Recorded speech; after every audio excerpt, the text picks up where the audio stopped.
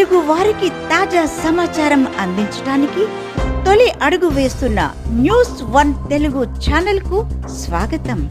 వంగవీటి మోహన రంగా 78వ జయంతి వేడుకలను ఘనంగా నిర్వహించిన రాధారంగా మిత్రమండలి. బాపట్ల జిల్లా చీరాలలో రాధారంగా మిత్రమండలి అధ్యక్షులు గోకుల కిరణ్ బాబు ఆధ్వర్యంలో విజయవాడ శాసనసభ్యులు స్వర్గీయ వంగవీటి మోహన రంగా 78వ జయంతి వేడుకలను ఘనంగా నిర్వహించారు. ఈ సందర్భంగా పలువురు మాట్లాడుతూ మోహన రంగా అన్ని వర్గాల అభ్యున్నతి కోసం కృషి చేశారు.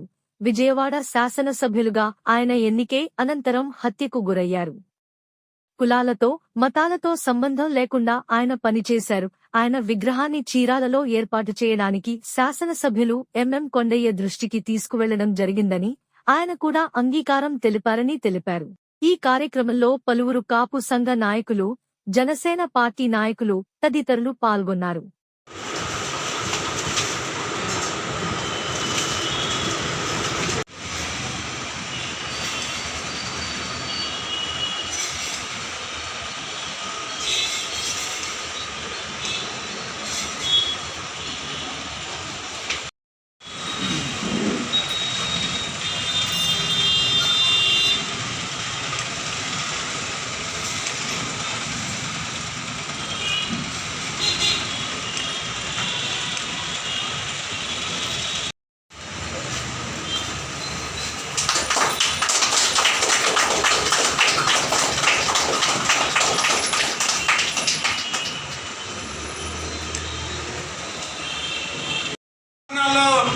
చాలా తక్కువ ఆర్థికంగా కావచ్చు, వ్యాపార పరంగా కావచ్చు, ఉద్యోగ పరంగా కావచ్చు, చాలా తక్కువగా ఉన్నారు.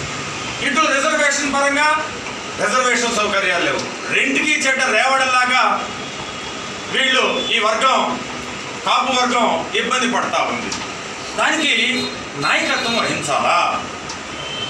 అరే ఒకళ్ళు ఏదన్నా చేస్తూ ఉంటే తప్పో ఒప్పో లేకపోతే సరిచేసి దానికి సపోర్ట్ చేసి సక్సెస్ వీళ్ళంతా కలిసి ఉన్నారు అనేటటువంటి విధాయకం లేకుండా పోయింది. చాలామంది ఐకమత్యంగా ఉంటారు. ఐకమత్యంగా ఉన్నవాడు విజయం సాధిస్తున్నాడు. అందరూ చూపు ఐకమత్యంగా ఉన్నవాళ్ళ వైపు వస్తూ ఉంటుంది. ఇటీవల మన ఎలక్షన్స్లో దాదాపుగా ఐక్యతగా ఉండటం వల్ల ఫలితాలు వచ్చినాయి. అదే దేనికోసం ఐక్యత ఉండాలా? అది విజయం సాధించడం కోసం. ఇవాళ నాకు తెలిసి ఇక్కడ కష్టపడి దేశ విదేశాల నుండి వచ్చి పనిచేశారు, కానీ తర్వాత ఆ బెనిఫిట్స్ పొందటం కానీ, ఆ బెనిఫిట్స్ గ్రామాల్లో రోడ్లకు కావచ్చు, లేకపోతే ఏదైనా ఎంప్లాయ్మెంట్ కావచ్చు, ఉపయోగించుకునే తెలివితేటలు చాలా తక్కువగా ఉన్నాయేమో అనిపిస్తుంది. నాయకత్వానికి గవర్నమెంట్లు వచ్చినాయి. గవర్నమెంట్లు వచ్చినాక మన ఓటు షేరు బాగా ఉంది, మనం చెప్పి సాధించుకోవాలా, ఏమేమి సాధించుకోవాలా, ఎవరెవరికి ఉపయోగపడాలా, వీళ్ళ ఆర్థిక దుస్థితిని పారద్రోలి ఆర్థికంగా పైకెదగడానికి ప్రణాళికలు రచించాలా. నాకు తెలిసి ఆ విధంగా ఎవరు ప్రయాణం కట్టట్లా. స్వర్గీయ వంగవీటి మోహన రంగా గారి 78వ జయంతి. చాలామంది పుడుతూ ఉంటారు, చాలామంది విడుతూ ఉంటారు, కానీ కొంతమందినే చెప్పుకుంటుంటారు, కొంతకాలం వరకు చెప్పుకుంటుంటారు. కానీ ఈయన గతంలో జీవించాడు, భవిష్యత్తులో కూడా జీవిస్తూ ఉంటారు. ఏంటి ఈయన గొప్పతనం? 78 సంవత్సరాలు ఆయన పుట్టి చనిపోయి 37 ఏళ్ళు, అంటే 41 సంవత్సరాలే ఆయన జీవించింది. 83 తెలుగుదేశం గవర్నమెంట్ రాకముందు 83, 84 వరకు కూడా లోకల్గా విజయవాడలో కొద్ది మందికి మాత్రమే తెలుసు. అంటే 83 నుంచి 88 అని అంటే కేవలం 5 సంవత్సరాలు. 5 సంవత్సరాలలో ఆయన సాధించింది, చేసింది, తెగించింది అంతా ఇంత కాదు. ఆ 5 సంవత్సరాల్లో ప్రజల గుండెల్లో ఆ విధంగా చిరస్థాయిగా ముద్ర వేసుకున్నాడు అంటే ఆయన తెగింపు, సాహసం, నిజాయితీ, పనిచేసే తత్వం, పట్టుదల ఇవి ఉండయి కాబట్టి అది కేవలం కుటుంబానికి ఉపయోగించినట్లయితేనో, ఒక పార్టీకి ఉపయోగించినట్లయితేనో ఆయన ఎంత పేరు వచ్చిండేది కాదు.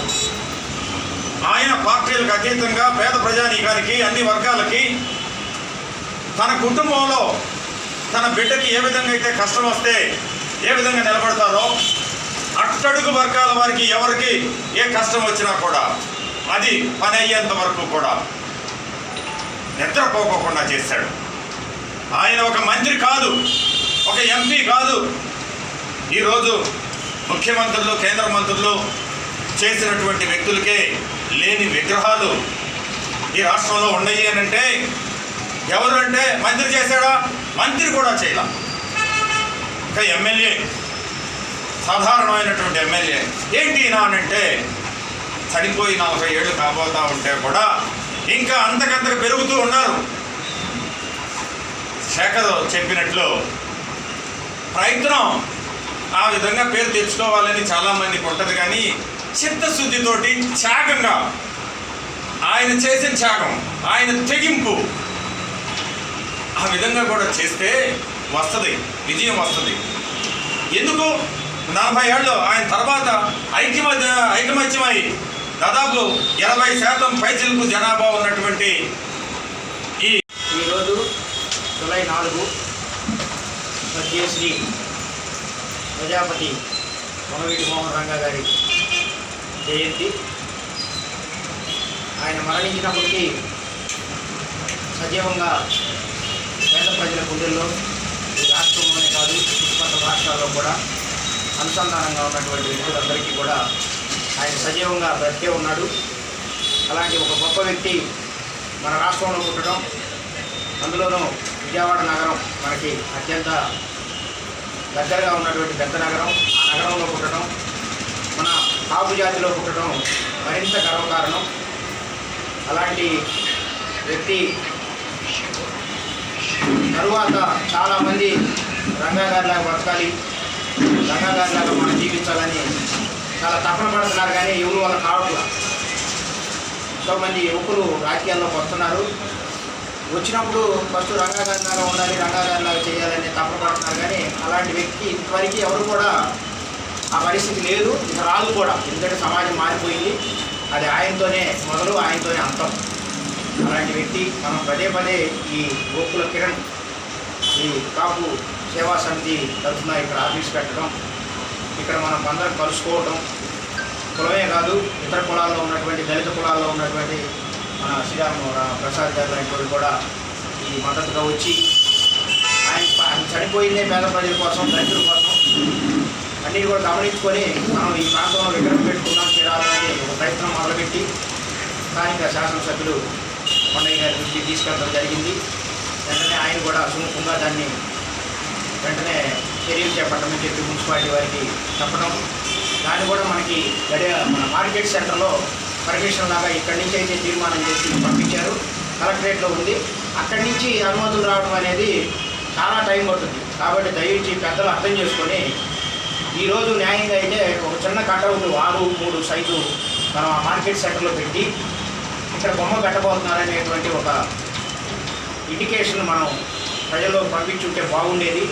ఇప్పటికైనా నేను అడిగేది ఏంటంటే, పెద్దలు నాగేశ్వరరావు గారు లాంటి వ్యక్తులు పార్టీలకు అతీతంగా ఉండేవాళ్ళు కాబట్టి దాన్ని కూలుకొని సాయంత్రం 4 గంటలకైనా దాన్ని ఏర్పాటు చేసి మన వాళ్ళందరినీ పిలిచి, పెద్దలను కూడా కొంతమంది కౌన్సిలర్లు మన వాళ్ళు ఉన్నారు, వీళ్ళందరినీ పిలిచి ఆ కార్యక్రమం చేస్తే దీనికి నాంది పలికినట్టు ఉంటుంది. దీన్ని చేసినప్పుడే ఆయన ఆత్మకు శాంతి ఉంటుంది. చీరాల్లో ఇంత మంచి పెద్ద నగరంలో, చిన్నబొంబాయి లాంటి చీరాల్లో మనందరం ఉండి కూడా ఇప్పటివరకు పెట్టుకోకపోవడం దురదృష్టకరం. దాన్ని ఈరోజే నాంది పలుకుతారని నేను ఆశిస్తూ ఈ అవకాశం ఇచ్చిన కిరణ్ ఇతర పెద్దలు అందరికీ కూడా అభినందనలు, శుభాకాంక్షలు తెలియజేసుకుంటూ జోహార్ వనవీటి మోహన్ రంగా, జై రంగా.